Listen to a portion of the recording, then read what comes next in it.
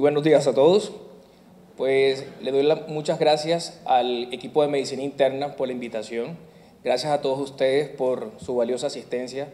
Muy probablemente este sea uno de los eventos más importantes que el día de hoy se celebre en Barranquilla y ustedes están aquí. La charla del día de hoy pues la vamos a titular Manejo inicial de la diabetes mellitus tipo 2 en el ámbito de la consulta externa.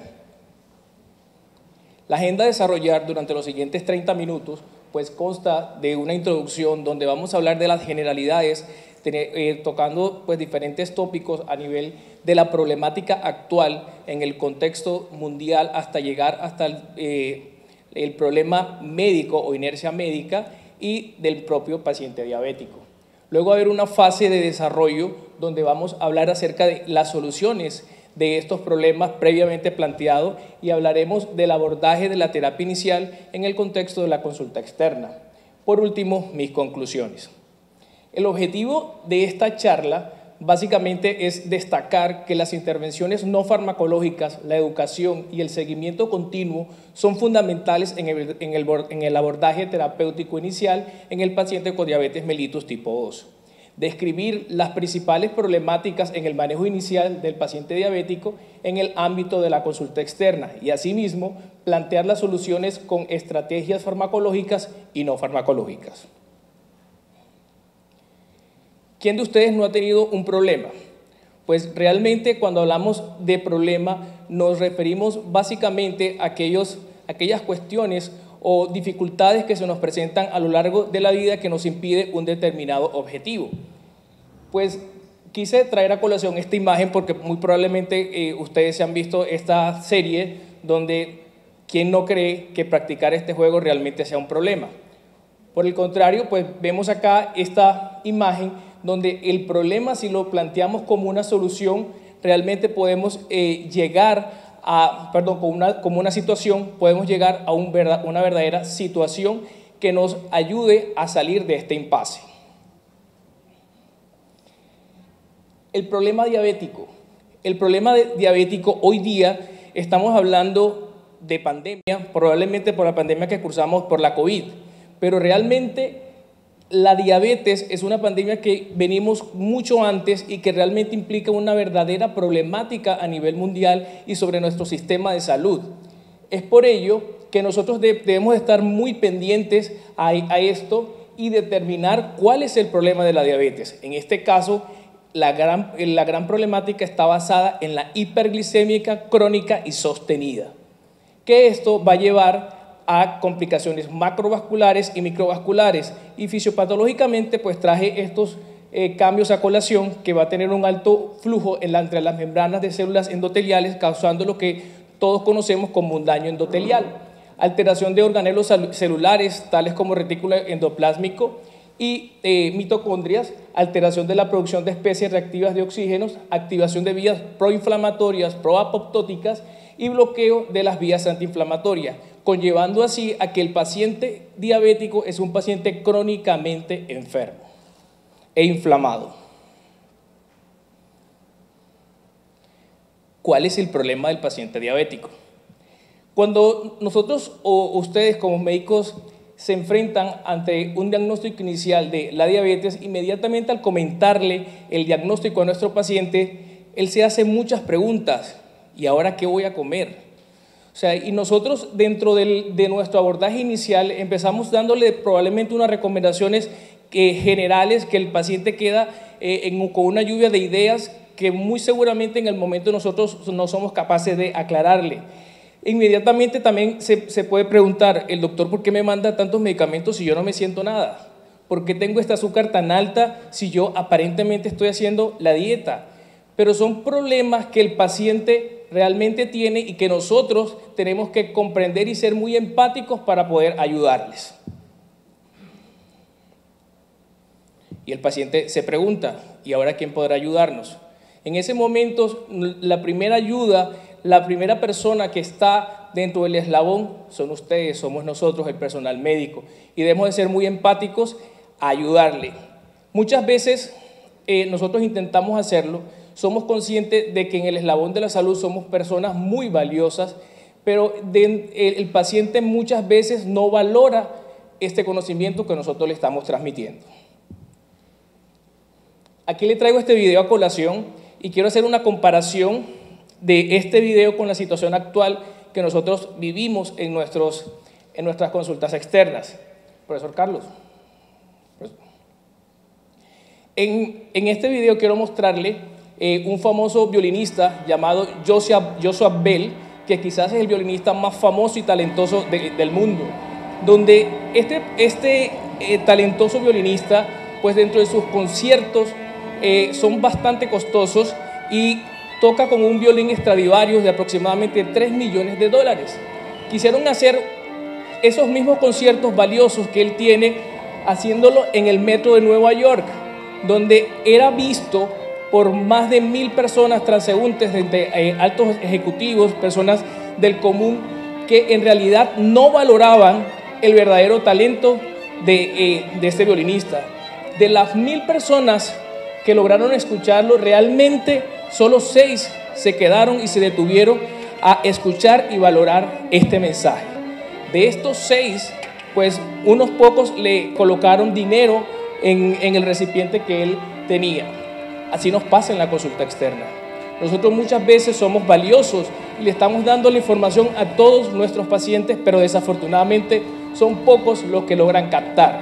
Entonces es allí donde nosotros tenemos que aunar en todo esto para poder llegar verdaderamente a cada uno de nuestros pacientes.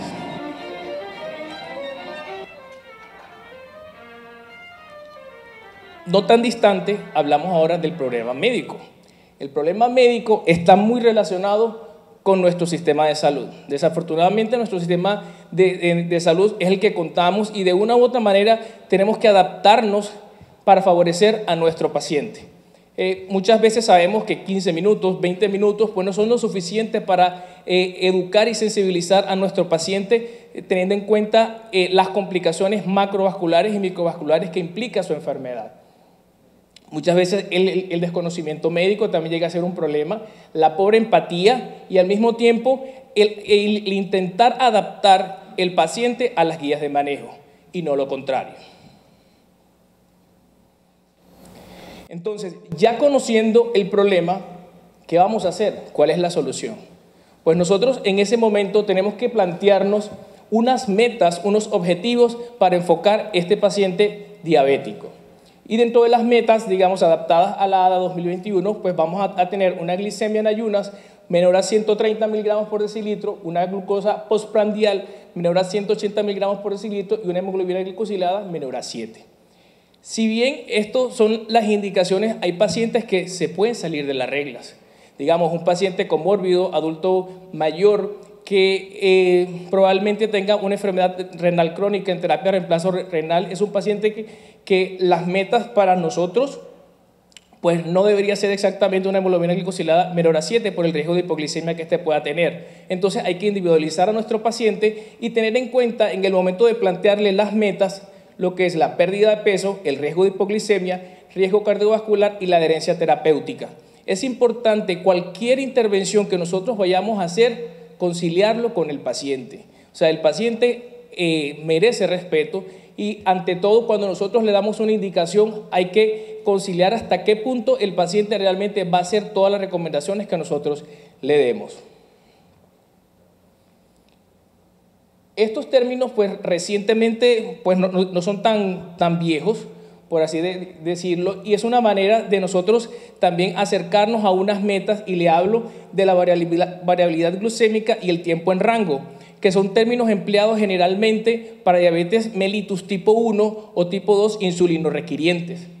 La variabilidad glucémica no es más que esas oscilaciones de la glucosa que tiene un paciente, ya sea con glicemia en ayuna o postprandiales, y asimismo los niveles de hipoglicemia. Y el tiempo en rango es aquel tiempo en el que nosotros tenemos esas glicemias dentro del rango normales, que se sugiere que este tiempo sea superior al 70% para disminuir lo que son las complicaciones microvasculares. Si bien Estos parámetros se obtienen bajo un sistema de monitoreo de glucosa continua, que en el momento en mi red pues no lo tenemos, pero sí podemos hacer una aproximación con las glucometrías. Muchos de nosotros solicitamos las glucometrías, pero no la exigimos.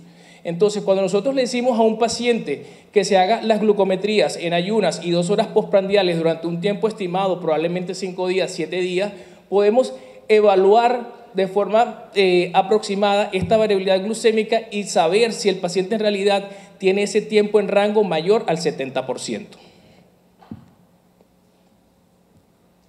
¿Cómo lo vamos a conseguir? En el momento en que nosotros tenemos el paciente con diabetes, pues lo primero que hay que hacer es clasificarlo. Entonces, vamos a evaluar el riesgo cardiovascular, como ya lo hemos mencionado en anteriores charlas. Pues el paciente diabético ya es un paciente de alto riesgo.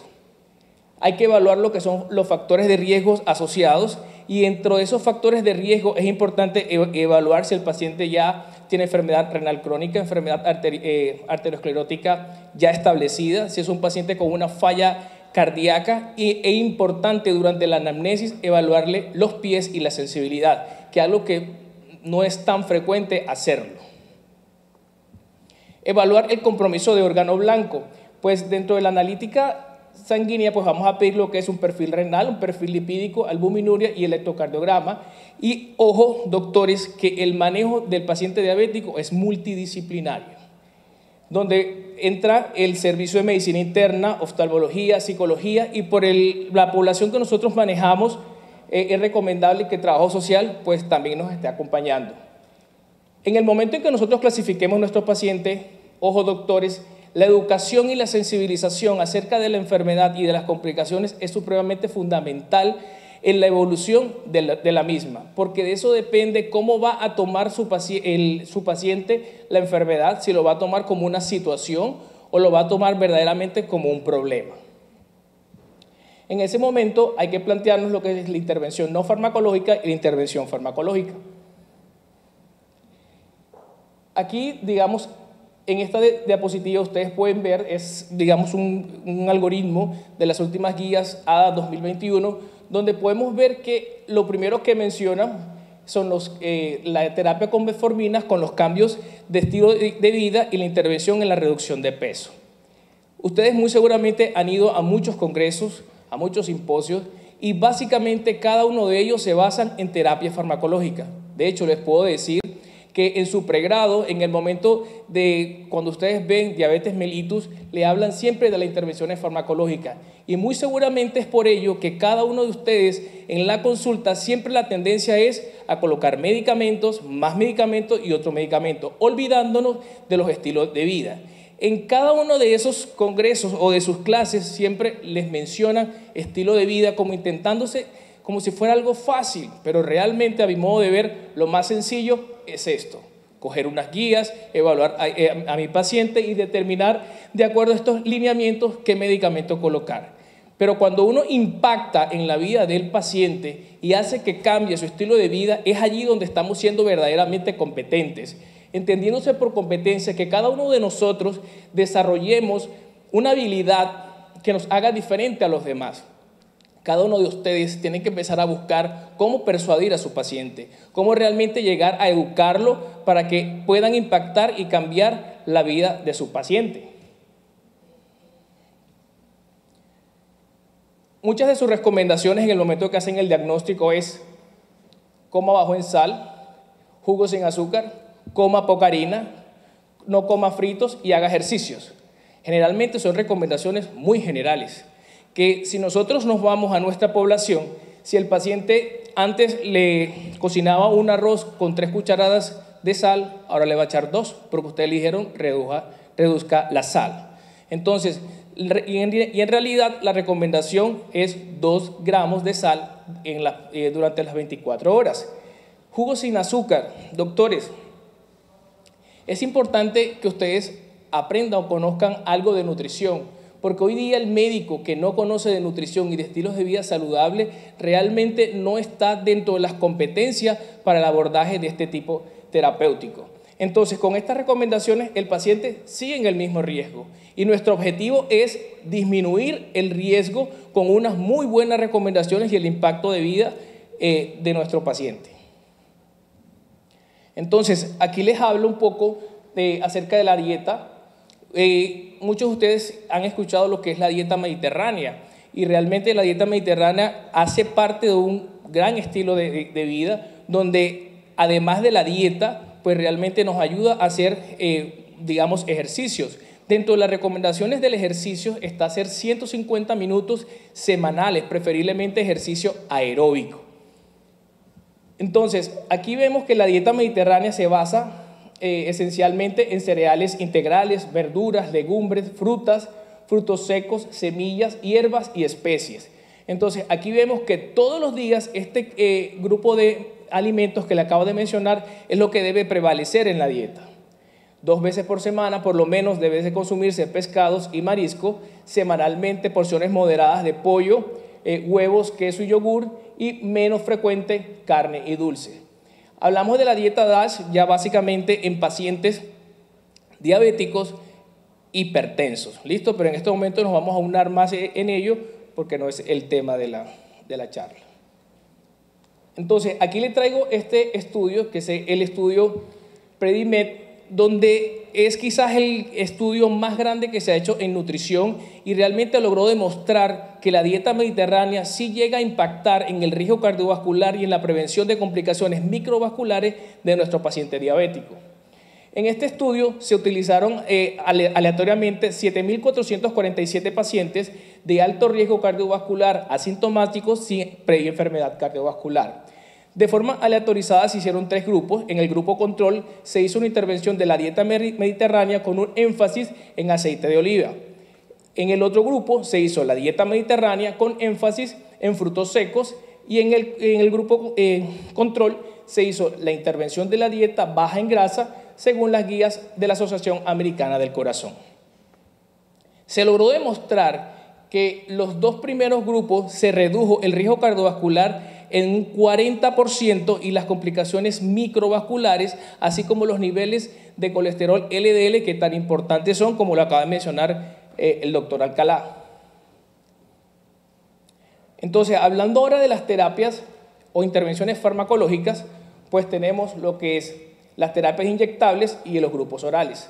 Dentro de las terapias inyectables tenemos los análogos de los GLP-1 y las insulinoterapias. Y orales, aquí les traigo las biguanidas, inhibidores de los DPP-4, los SLT2, las tiazolinodionas y las sulfonilurias. Entonces, traje estas diapositivas básicamente para mencionarles el grupo farmacológico. Aquí tenemos, por ejemplo, las biguanidas, los inhibidores de los SLT2. Vemos el grupo que conforma. Dentro de las biguanidas, la reina o la mamá, por decirlo así, es la metformina, la cual pues cabe mencionar que nuestro paciente, a no ser que esté contraindicado, sí o sí debe llevar este medicamento. Pues aquí les tengo un grupo farmacológico de los inhibidores de los DPP-4, las tiazolinedionas, que en el momento pues no es tan frecuente en nuestro país, las sulfonilurias. Algo que les llamo la atención, doctores, de las sulfonilurias que nosotros de pronto podemos tener acceso, se prefiere la glimepirida. O sea, consideren el uso de, si piensan en ese grupo farmacológico, la glimepirida probablemente es la que ha demostrado, digamos, menos riesgo de hipoglicemia comparado con los medicamentos de ese grupo y que tiene un impacto en la reducción del riesgo cardiovascular. La glibenclamida, doctores, miren que no se la coloqué, para que por favor dentro de su algoritmo terapéutico no la mencionen, cada vez está en tendencia el desuso de la misma. Aquí tenemos los análogos, los GLP-1 de las terapias inyectables, el grupo de insulina, donde tenemos las insulinas rápidas, insulina regular e insulinas de acción prolongada.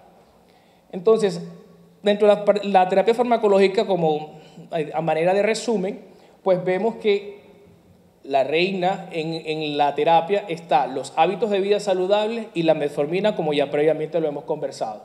Y aquí, digamos, le planteo un tipo de situaciones de acuerdo a esa clasificación que previamente nosotros hicimos en la consulta externa. Y pues, digamos, si tenemos un paciente obeso con falla cardíaca, todo esto es adaptado de las guías ADAP 2021, pues se puede beneficiar de un inhibidor de los SLT2 o un análogo de los GLP-1.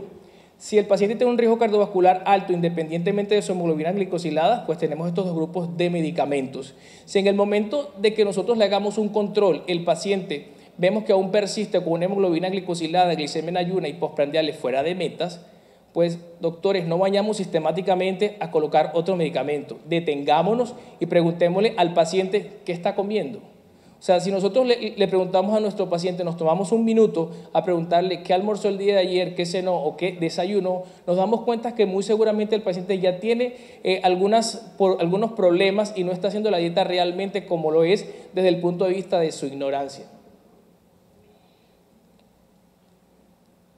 A manera de conclusiones, el abordaje inicial del paciente diabético es fundamental para el pronóstico y evolución de la enfermedad. Utilizando estrategias de educación, sensibilización y seguimiento continuo como primera medida, impactamos de forma significativa y costo-efectivamente en la disminución del riesgo cardiovascular, así como las complicaciones macro y microvasculares. A tener en cuenta, las intervenciones no farmacológicas son tan importantes como las farmacológicas. Muchas gracias.